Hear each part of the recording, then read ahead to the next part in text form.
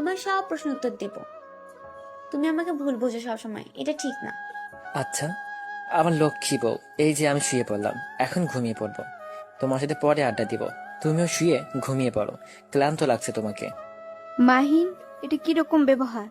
তারা আমাদের বাসার অতিথি, তাদের সাথে এরকম ব্যবহার করে কি আমাদের ঠিক? তোমার ভাতিজি যে এতই ভালো যেটা বলে শেষ করা যাবে না, তাই তার কথা বাদ দাও, অন্য কথা বলো। কিসের জন্য বাদ দিব বল? মানুষকে এরকম করে অসম্মান করার অধিকার আমাদের নেই। বিশেষ করে তারা আমার বোনের ছেলে এবং ভাইয়ের মেয়ে, অন্য কেউ তো না, তাই না? আম্মু, তোমার ভাতিজি আমাকে চ্যালেঞ্জ করেছে, সে নাকি আমাকে এই বাসায় সবচেয়ে বেশি জ্বালাতন করবে, মানে সে আমার সতীন হিসেবে থাকবে। আমি কি তাকে ছেড়ে কথা বলবো? আমি এত কিছু বুঝি না, কিন্তু নিষেধের সাথে কোনো ঝামেলা জড়াবি না তুই, এটাই বলে দিচ্ছি। আমার কানের জন্য এসব কথা আর না আসে। ভাতিজি যদি আমাকে কোনো প্রকার জ্বালাতন করে, তাহলে আমিও কিন্তু তাকে ছেড়ে কথা বলবো না, তাকে বলে দিও। আচ্ছা, তোর সাথে আমি কথাতে পারবো না, সেটা আমি ভালো করেই জানি। তুই এখন তোর রুমে যা, আমি আমার রুমে যাচ্ছি। সন্ধ্যায় সবার সাথে আড্ডা হবে, এখন রেস্ট কর গিয়ে। আচ্ছা যাও, তোমাকে দেখে অনেক ক্লান্ত লাগতেছে, তুমি গিয়ে রেস্ট করো। আমি একটু বাইরে থেকে ঘুরে আসতেছি, এসে তোমার সাথে কথা বলবো। এখন বাইরে যেতে হবে না, রুমে গিয়ে শুয়ে থাক। যাবো আর আসবো, ফ্রেন্ডরা ফোন দিতেছে না, গেলে তারা আবার মন খারাপ করবে। বেশিক্ষণ লেট করব না, চলে আসবো তাড়াতাড়ি। আচ্ছা যা, তাহলে খুব তাড়াতাড়ি ফিরে আসিস, সন্ধ্যা হওয়ার আগে। পরের জন্য তোকে নিয়ে আমার টেনশন করতে না হয়, মনে থাকে যেন। তারপর আম্মুকে আর কোনো কিছু না বলে বেরিয়ে পড়লাম বাসা থেকে। উদ্দেশ্য ফ্রেন্ডদের সাথে দেখা করব এবং তাদের সাথে অনেকদিন থেকে আড্ডা দেওয়া হয় না, আড্ডা দিব। এবং সেখানে পৌঁছে গেলাম। বেশ কিছুক্ষণ আড্ডা দিতে দিতে সন্ধ্যা ঘনিয়ে আসলো, তাই তাদের কাছ থেকে বিদায় নিয়ে বাসার উদ্দেশ্যে রওনা দিলাম। আজ মনটা অনেক হালকা হয়ে গেল সবার সাথে আড্ডা দিয়ে। অনেকক্ষণ পর ঘুম ভেঙে গেল। ঘুম ভাঙার পর দেখি পিচিটা এখনো ঘুমিয়ে আছে, তাই আমি বসে পড়লাম। বিছানায় বসে ভাবতে লাগলাম ভাইন ভাইয়ের কাছে কিভাবে জ্বালাতন করা যায়। তাকে যদি আজকে একটা ডোজ না দিই, তাহলে তো সে আমাকে ভয় পাবে না। সে ভাববে আমি দুর্বল।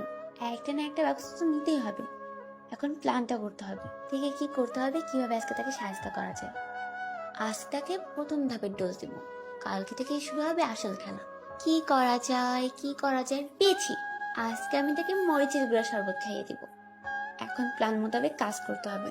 এখানে বসে থাকলে চলবে না, আমাকে আমার কাজে লাগিয়ে থাকতে হবে। তাই বাথরুমে গিয়ে হালকা ফ্রেশ হয়ে নিচে চলে আসলাম।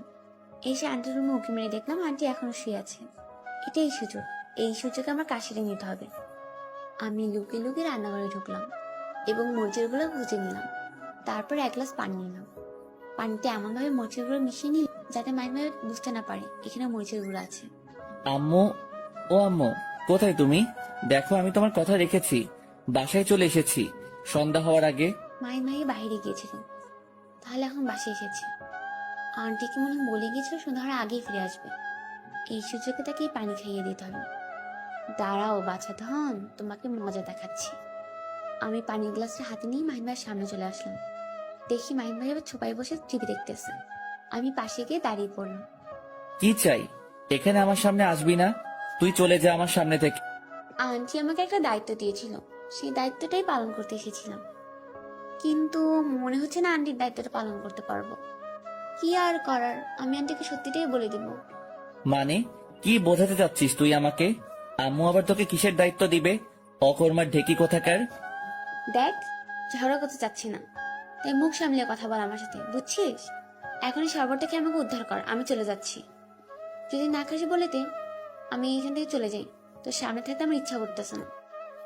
শরবত যেহেতু আম্মু বানিয়েছে, তাহলে আমাকে দিয়ে তুই আমার চোখের সামনে থেকে চলে যা। আমি মাইন ভাইয়ের কথা মতো শরবতের গ্লাসটা তার হাতে ধরিয়ে দিলাম। ধরিয়ে দিয়ে সেখানে চলে আসলাম দ্রুত পায়ে এবং এসে এক জায়গায় লুকিয়ে পড়লাম। দেখি মাইন ভাইয়ের শরবত খায় কিনা। আমি লুকিয়ে লুকিয়ে দেখতে লাগলাম। মাইন ভাইয়ের শরবত খেতে লাগলাম। আমি তো ডান্স করতে লাগলাম। বাবা তোমার দরবারে সব পাগলেরই খেলা। মাইন ভাইয়ের শরবত খাওয়া শেষ করে কিছুক্ষণ স্থির হয়ে থাকলাম। তারপর যেটা শুরু করে ও বাবা গো, ও মা গো, মরে গেলাম গো, এটা কি খাওয়াইলো আমারে?